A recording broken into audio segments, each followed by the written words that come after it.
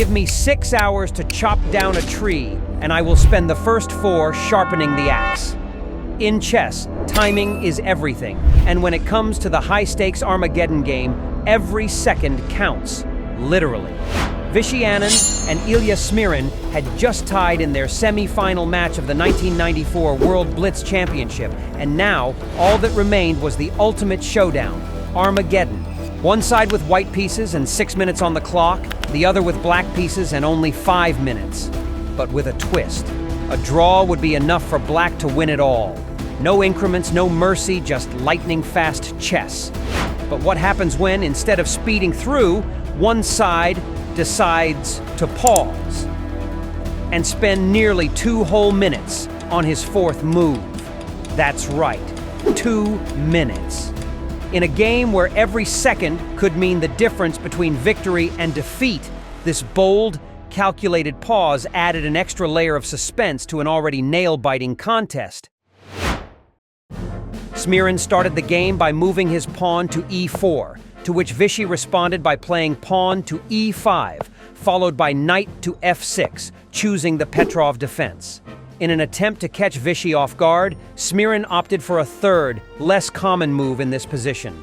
Instead of playing more typical moves like knight takes e5 or knight to c3, he immediately attacked the center with d4. Vishy confidently played the theoretical move, knight takes e4.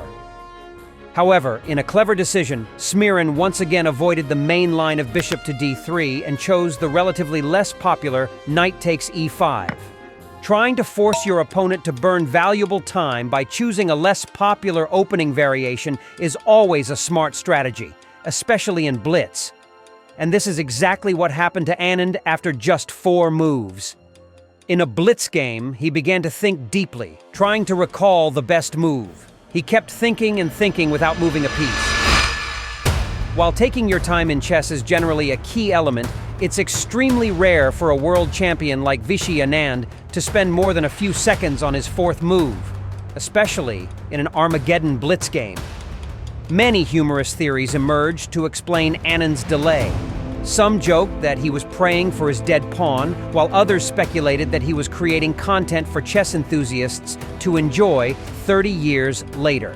However, the most logical explanation seemed to be that Anand was double-checking all of the potential threats white could pose if he played the move d6. At this point, an interesting variation arises with knight takes f7. If black misses the correct response, queen to e7, and instead plays the inaccurate king takes f7, white can deliver a powerful check from h5, putting black in serious trouble.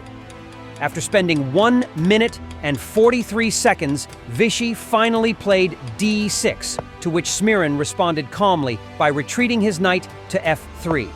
The game progressed with normal development from both sides as they brought out their knights and bishops and castled their kings. Vishy, as if anticipating all of this during his earlier deep thought, responded quickly and accurately, delivering the best moves one after another. The critical moment arrived when Smirin played his queen to b3, attacking the b7 pawn. Black decided to defend actively by pushing f6 to kick the knight away, with the intention of playing b5 afterward. However, in a reckless decision, Smirin chose to pressure Vishy during his time trouble and sacrificed the knight by capturing on b7.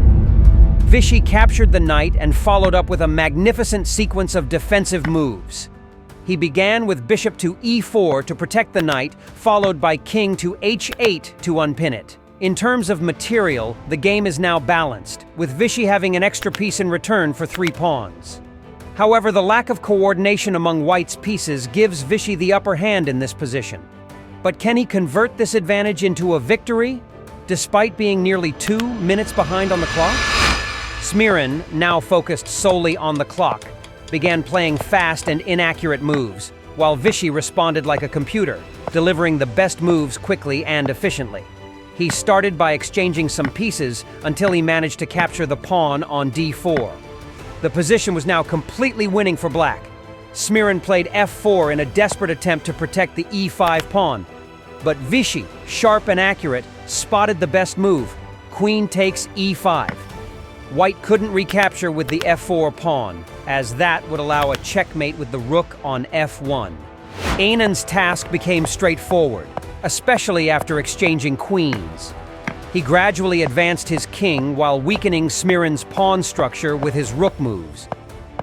Eventually, he broke through and captured the A and H pawns, leaving Smirin no choice but to resign.